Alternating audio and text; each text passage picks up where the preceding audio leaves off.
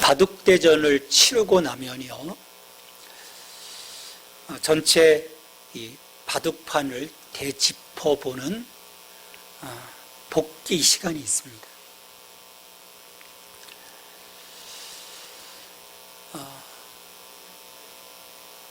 이런 그 복귀의 시간처럼 우리의 지난 그 시간들, 우리의 걸어온 길, 또 오늘의 이런 하나하나의 그 선택의 결과를 되돌아보는 그런 복귀가 우리에게도 필요하지 않은가 생각을 합니다.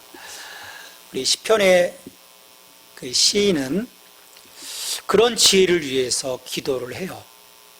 시편 90편 12절에 보면 우리에게 우리 날 계수함을 가르치사 지혜로운 마음을 얻게 하소서.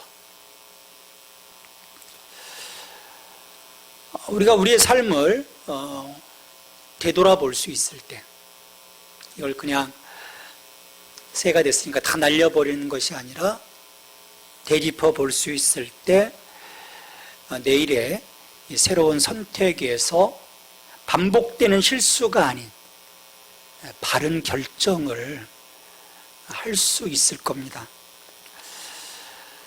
이건 그 신앙적인 영역뿐만 아니라 삶에 대한 이 모든 돌아봄이 돌아봄의 이 과정이야말로 깨어 있어 그날을 준비하는 삶의 자세가 아닐까 생각을 해요. 우리가 종종 그런 말을 합니다. 사람들이 말하죠. 야, 늦었다고 할 때 그냥 그때부터 시작을 해. 맞는 말이에요. 바로 시작하면 되죠. 그런데 뭔가를 하려고 해도 너무 늦었을 때가 있어요. 오늘부터 시험이 시작되는데 전혀 준비하지 않았으면 결과는 뻔한 거죠.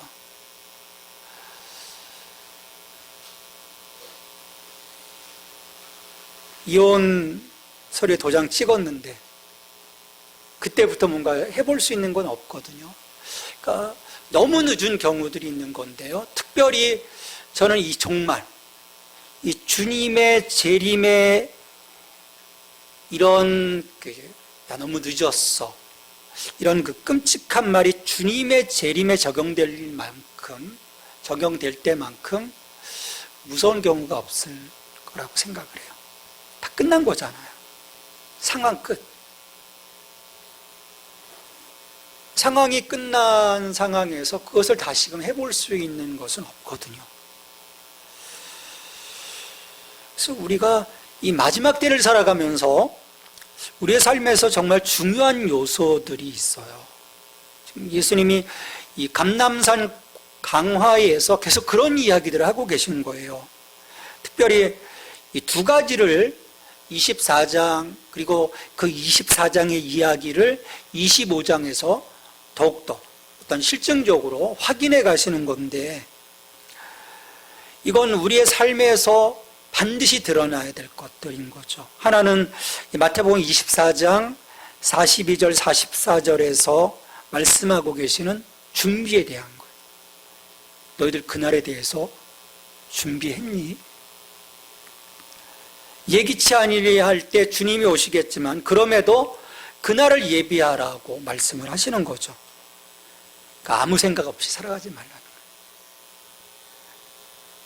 거예요. 그래서 24장 44절에서 말씀을 하십니다. 이러므로 너희도 준비하고 있으라.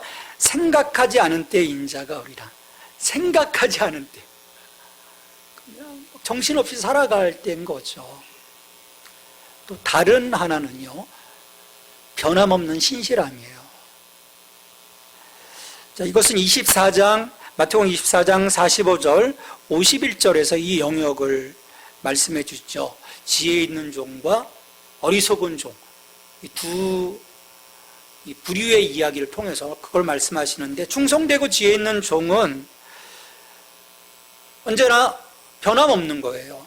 주인이 있든 주인이 집을 떠났든, 특히 그의 그 충성심이 빛나는 것은요, 주인이 집을 비웠을 때 더욱 빛나는 거예요. 변함없으니까. 그런 그 충실한 종에 대해서는 예수님이 뭐라고 말씀하시면, 주인이 돌아올 때 그는 더 많은 책임을 그 종에게 주인이 맡길 거다. 47절에서 내가 진실로 너에게 이르노니 주인이 그의 모든 소유를 그에게 맡기리라. 반면에 악한 종은 생각하는 거예요. 주인이 집을 딱 폈어요. 야, 기회다. 내 마음대로 좀 하자. 근데 거기까지 했으면 괜찮은데 예단하는 거죠. 아, 우리 주인이 더디 올 거야. 요번에 이런 계획을 갖고 갔으니까 딱 보면 그래 맞아.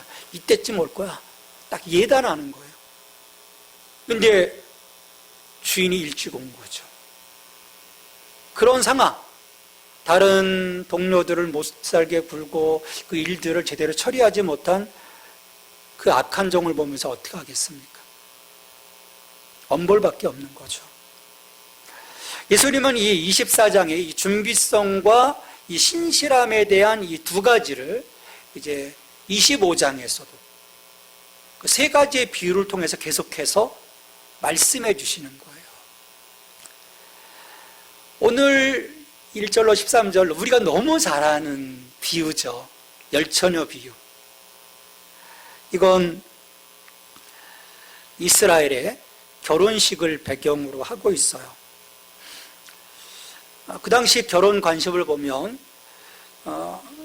신랑이 이제 신부 집으로 가서 거기서 이제 간단하게 종교식을 치르고 신부를 데리고 신랑의 집으로 와서 일주일간 잔치를 하는 거예요.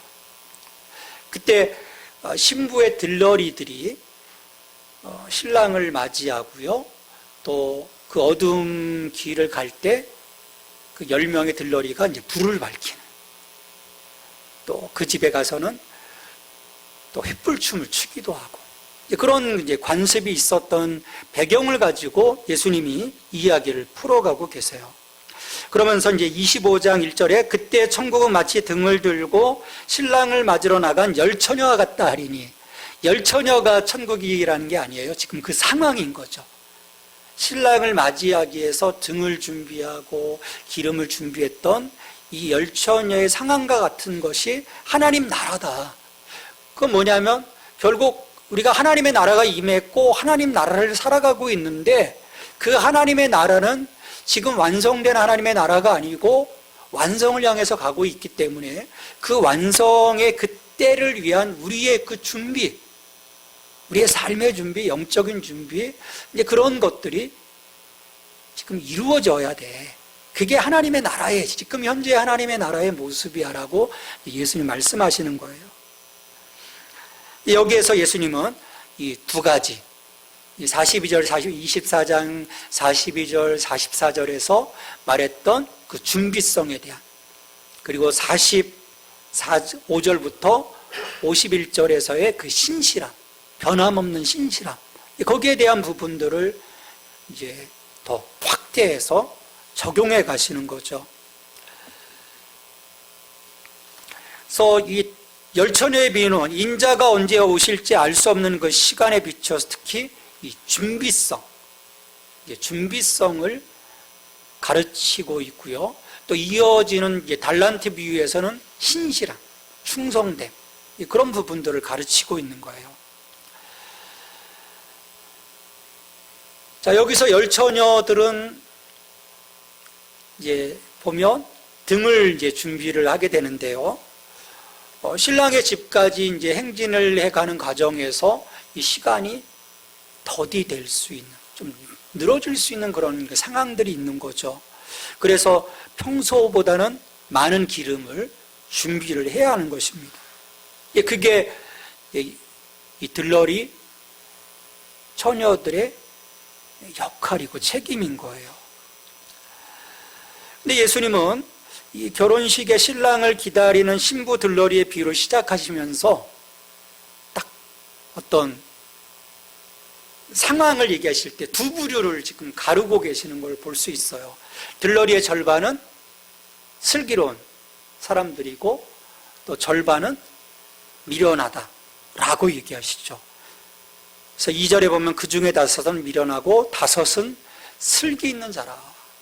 다 가르고 계시는 거예요. 이게 뭐겠어요? 제자들을 향해서 말씀하시는 거죠. 너희들은 어떤 자니? 너희들 혹시 슬기로운 자니?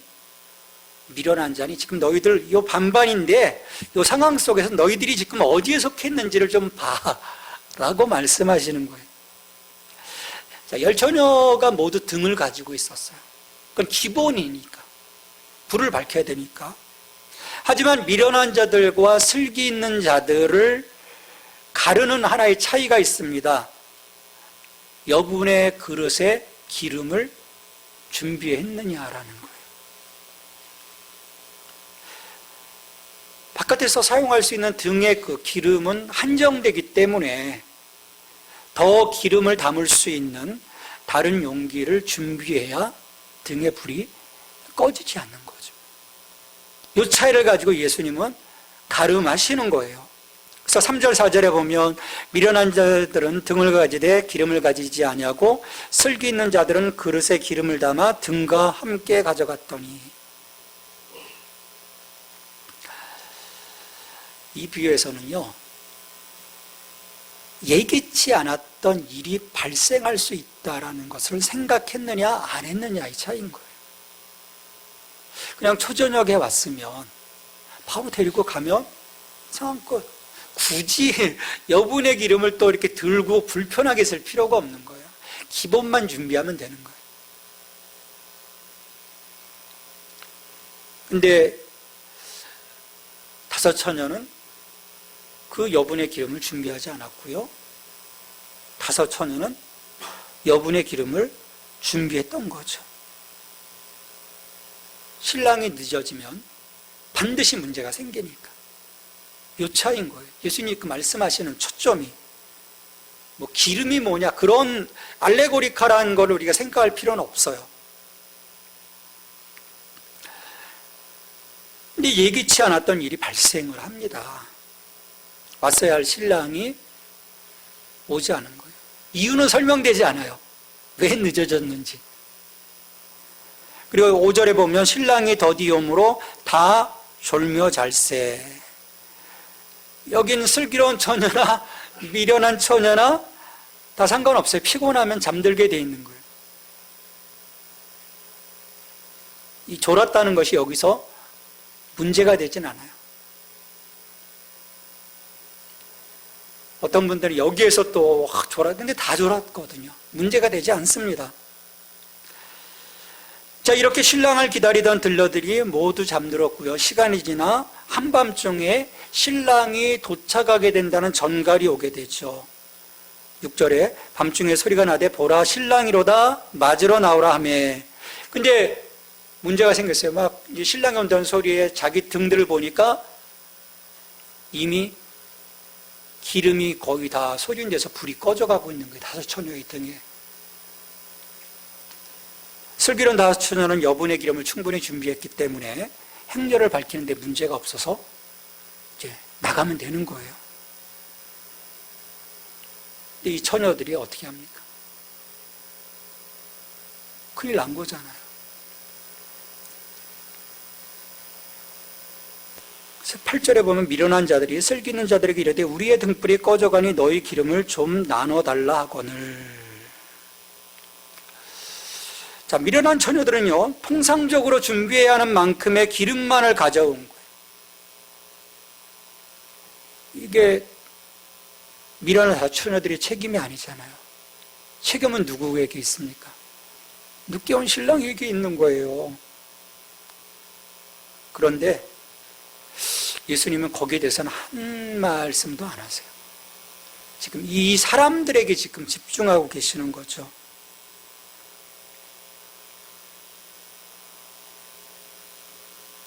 여러분, 이런 상황에서 여러분들이라면 나눠주시겠습니까? 나눠주지 않으시겠습니까? 슬기로운 처녀들이 얘기하죠. 야, 이러면 우리 결혼식 오늘 다 망쳐. 우리의 기름 가지고도 끝까지 신랑 집까지 갈 수 없어. 빨리 가서 기름을 구해와.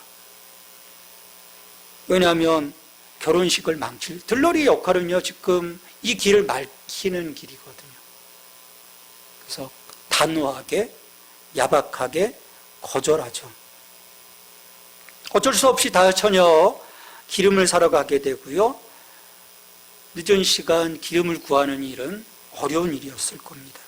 어쨌든 나가게 되고요. 그 사이에 신랑의 행렬이 도달하게 되고 슬기 있는 이 5처녀, 이 처녀가 불을 밝히고 혼인잔치에 들어가게 되고요. 그 잔치자리의 문이 닫혀버립니다. 외부의 다른 사람들 혹은 어떤 초청받지 않은 사람들, 그런 사람들이 그 집에 들어갈 수 있는지 닫아버리는 거죠. 보안을 하는 거예요.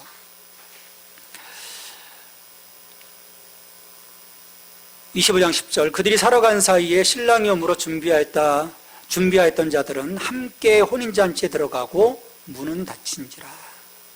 준비하였던 자들, 여기서 이제 슬기로운 자들이라고 하지 않아요. 준비하였던 자들.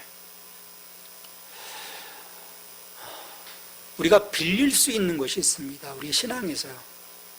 근데 빌릴 수 없는 것도 분명히 있어요. 빌릴 수 있는 게 뭘까요?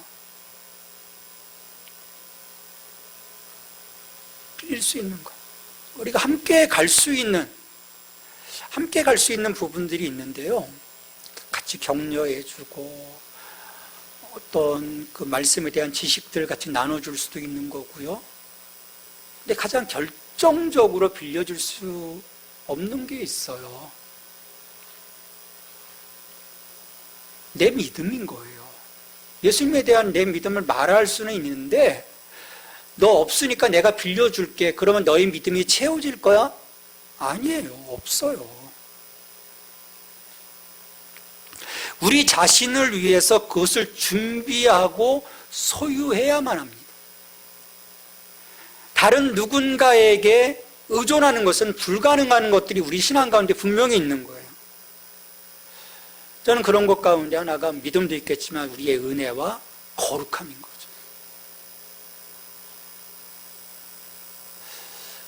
은혜는요, 하나님과 나 사이의 단독자의 모습 속에서 받는 겁니다. 내가 이 은혜를 받았다고 간증했다고 해서 그 사람이 그 은혜를 받는 게 아니에요. 내가 은혜를 주는 것이 아니니까 하나님이 은혜를 주셔야 되거든요. 거룩함도 마찬가지인 거죠. 이 처녀들도 빌릴 수 없는 것을 지금 이 5처녀에게 빌려달라고 얘기했던 거예요. 예수님의 비유 중에서요, 5처녀를 슬기로운 자들이라고 일컬은 이유가 여기에 있습니다. 그들은 결혼잔치에 신랑과 함께 가기 위해서 자기의 것을 준비하고 있었어요. 그렇게 적절하게 준비된 사람들만 잔치자리에 들어갈 수 있다. 예수님 분명하게 말씀하시는 거죠. 기름을 사러 갔던 어리석은 처녀들이 마침내 도달을 합니다. 어떻게 샀는지, 기름을 구했는지 그거 말씀하지 않으세요. 이제 왔어요. 그래서 문을 열어달라고 간청합니다. 돌아오는 대답은요, 거절이에요. 11절 12절에 그 후에 남은 처녀들이 와서 이르되 주여 주여 우리에게 열어주소서. 대답하여 이르되 진실로 너에게 이르노니 내가 너희를 알지 못하노라 하였느니라. 얼마나 억울합니까? 저 같아도 억울할 것 같아요. 기꺼이 신부의 들러리가 됐어요. 등도 준비했습니다. 근데 심지어 결혼식에 참석하지도 않았어요. 참석하지도 못했어요. 책임은 늦게 온 신랑에게 있는 건데, 근데 이 비유는 신랑에게 책임을 묻지 않고요, 기름을 충분히 준비하지 않은 처녀들을 예수님은 미련한 사람이라고 칭하고 있는 거예요.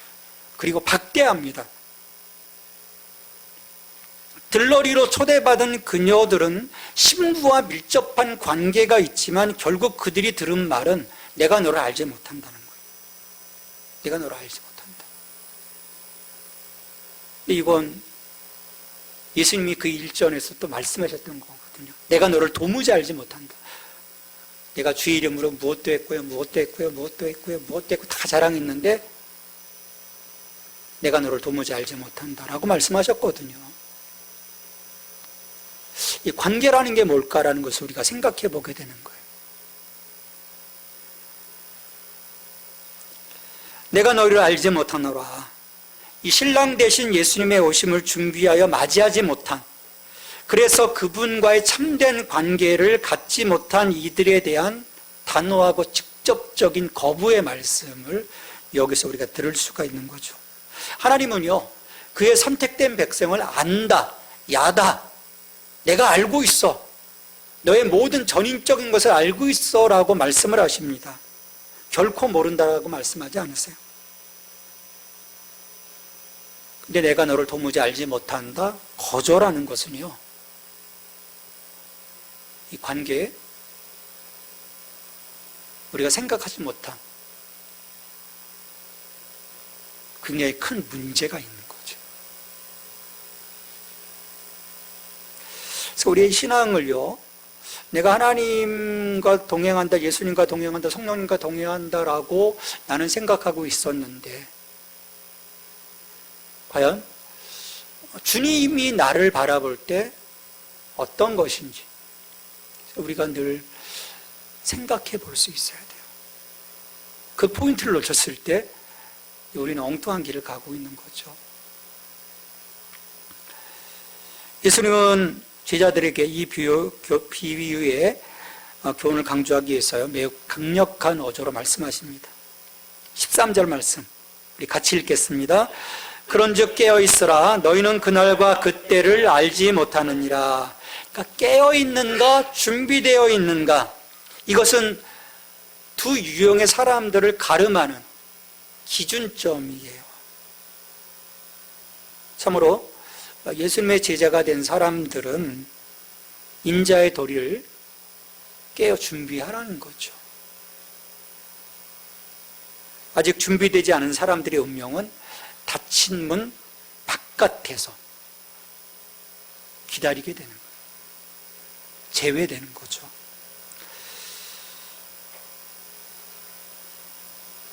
이 결혼식의 즐거움, 일주일간이에요.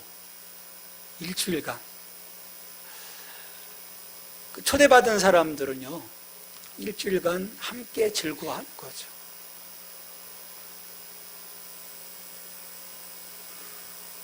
예수님 그 돌항아리로 포도주를 만들었을 때도 보면 얼마나 많은 사람들이 포도주를 먹었으면 정말 많은 포도주를 준비했는데 일주일간 먹다 보니까 부족했던 거거든요. 결혼식의 즐거움은요, 그 즐거움을 위해서 준비하는 데서부터 시작이 됩니다. 준비가 제대로 되지 않으면 결혼식은 망치는 거예요. 우리의 삶도 마찬가지입니다. 준비되지 않은 인생, 준비되지 않은 우리의 모든 삶은 실은 기쁨이 없죠. 늘 문제가 발생하게 되고 염려가 생기게 되고, 준비하지 않은 자에게 결혼식은요, 즐거운 일이 아니라는 거죠. 이렇게 준비의 중요성을 열천의 비유를 통해서 예수님은 우리에게 말씀하고 계십니다. 그러면서 우리에게 도전하시는 거죠. 너는 기름 없이 들러리가 된 처녀의 모습이니, 아니면 이 여분의 기름을 준비하고 이 결혼식에 참여하는 그러한 슬기로운 다섯 처녀이니, 나는 어떻게 준비된 인생인가? 어떻게 준비하고 있는가? 어떻게 예비하고 있는가? 오늘날 많은 이들이 그냥 움직이진 않아요. 자신의 이익을 계산하고 그것을 목적으로 움직입니다. 안 그러면 부도 나지 않습니까? 근데 하나님 나라는요, 달라요. 예수님 뭐라고 말씀하셨습니까? 어떤 비움에 대해서 말씀하셨거든요. 부정에 대해서 말씀하셨어요. 하나님 나라에서는요, 자신이 버릴 것을 계산하고 그에 따라 움직여야 합니다. 버릴 것을 계산하지 않고 믿음의 길에 들어선 사람은요, 실은 미련한 다섯 처녀의 모습인 거예요. 준비와 계산은요, 원하는 일을 끝까지 밀고 갈 수 있는 동력입니다. 그래서 예수님이 그런 준비된 어떤 그 일을 위한 그 계산에 대해서 어떤 전쟁을 치르고 그런 과정 속에서 뭐 집을 짓고 하는 그 과정에서 너 그 전쟁을 치를 준비, 계산, 또 집을 지을 어떤 준비와 계산들이 잘 됐니? 그거 하지 않게 되면 너 망할 수밖에 없어라고 예수님 말씀하셨거든요. 그런 의미에서 믿음이라는 것은요, 주먹구구식으로 무작정 밀어붙이는 게 아니에요. 믿는 자에게는 능치 못할 일이 없느니라 그냥 밀어붙여. 아니에요. 망하는 거예요. 망합니다. 특별히 버릴 것을 계산하지 않은 믿음은요, 온전한 믿음으로 완성되지 않습니다. 그 믿음은 단지 부끄러운 욕망이 될 뿐이에요. 믿음은 이전 것을 버리는 데서부터 시작이 됩니다. 예수님은 자기를 부인하고 자기 십자가를 지고 나를 쫓으라고 말씀하셨고요. 바울은 그 유명한 배설물 이야기를 하잖아요. 빌립보서 3장 8절 하반절에서 내가 그를 위하여 모든 것을 잃어버리고 배설물로 여김은, 버린 거죠. 버렸을 때 뭘 얻습니까? 그리스도를 얻고.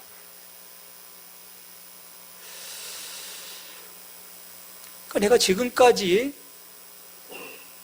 기대어 살아왔던 그 모든 것이 흔들려야, 그게 무너져야 비로소 새로운 믿음이 들어올 자리가 생기는 것 아닐까요? 그러니까 바울은 그런 고백을 하는 거예요. 내가 지금까지 이런 그 모든 걸 다 배설물처럼 여겼을 때 그때 내가 얻을 수 있었어라고 고백하는 거예요. 그러기에 믿음은 버리는 과정에 따르는 혼돈과 갈등을 겪어내는 것입니다. 왜냐하면 어느 것 하나 쉽게 버릴 수 있는 게 없는 거예요. 다 소중한 거죠. 이 모든 과정을 거쳐야 하나님의 가치와 질서가 우리의 삶을 지배할 수 있고요, 비로소 우리는 믿음의 길을 갈 수가 있습니다. 그러므로 예수님을 따르는 사람들은요, 처음부터 계산해야 합니다. 정말 계산해야 돼요. 잘못된 계산을 한다면 그것은 자신의 책임이지 예수님의 책임이 아니에요. 잘못된 계산을 하는 미련한 처녀들에게 책임이 있는 것이지 늦게 온 신랑에게 책임이 있는 게 아니라는 거예요. 예수님 말씀하시는 것은. 네가 지금 잘못 계산했어. 준비하지 못했어.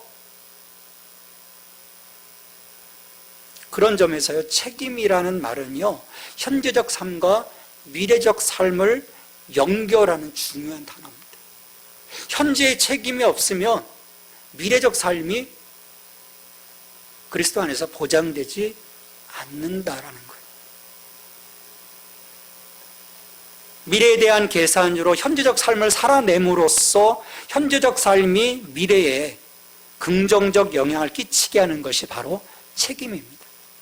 예수님이 이 다섯 처녀의 모습 속에서 그걸 우리에게 말씀하고 계시는 거예요.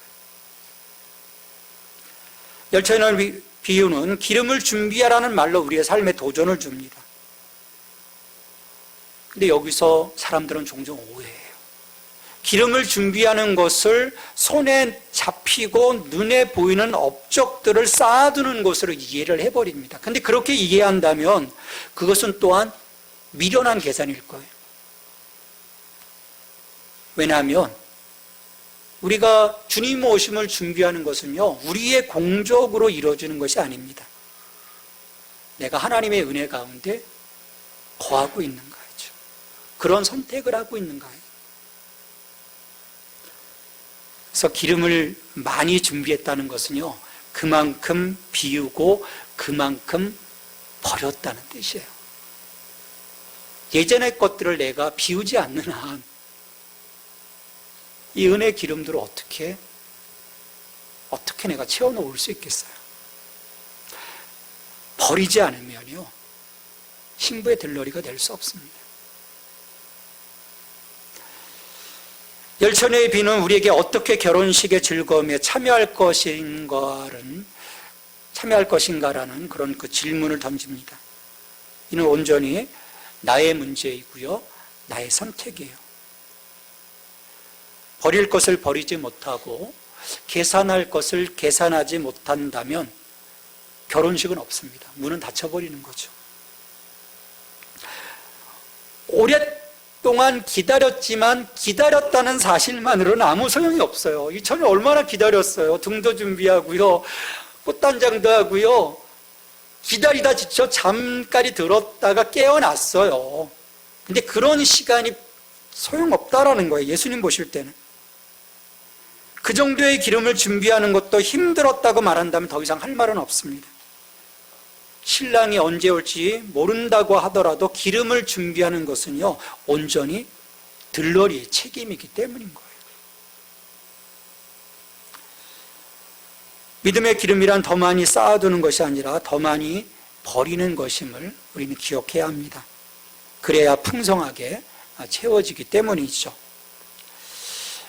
예수님께서 말씀하신 이 비유는 아직도 수많은 것을 내려놓지 못하고 사는 우리의 삶을 돌아보게 합니다.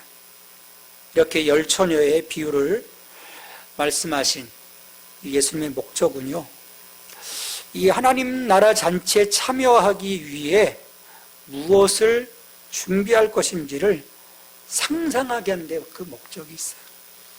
그리고 너희들이 준비한 그만큼 거기에 즐거움이 있다, 거기에 기쁨이 있다 라고 말씀하시는 거죠. 그러게 우리는 로마서의 말씀을 기억하면서 참으로 깨어있는 자로서, 준비된 자로서 언제나 주님 앞에 설 종말론적 신앙의 삶을 살아가야 할 것입니다.